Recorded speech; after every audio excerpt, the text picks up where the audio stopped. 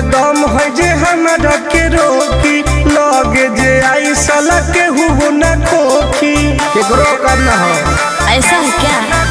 हेगे कामना में दम है जे हमरा के रोकी लगे जे आई साला के हुबो न खोखी कहो ही लो प्यार से ना मिली है हमारा यार से।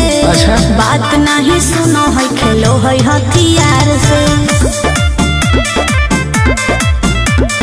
बात नहीं सुनो है खेलो है हथियार से। ढेर भौकाल मत बनाओ।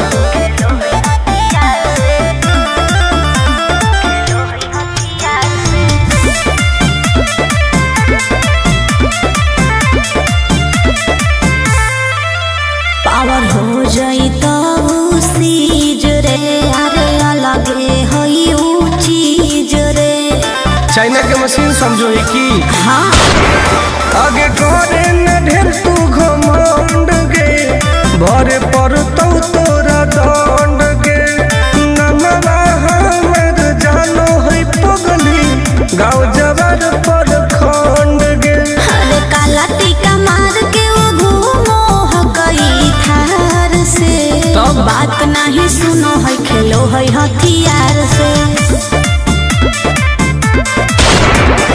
बात नहीं सुनो है खेलो है हथियार से।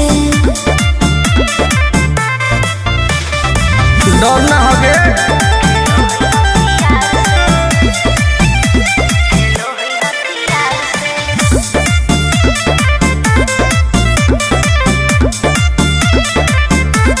अभी तू झूठे बनो ही बस सामने हो तो एनर्जी लॉस। रह दे अच्छा सुन बोल। आगे चलता न कोनो के जोर गे सगर हो गए हमरे सोर गे टुन टुन आनंद पराकाश के चलती चलो है चारू ओर गे दिमागो कर तेज चलो है तलवार से। हाँ। बात नहीं सुनो है खेलो है हथियार से।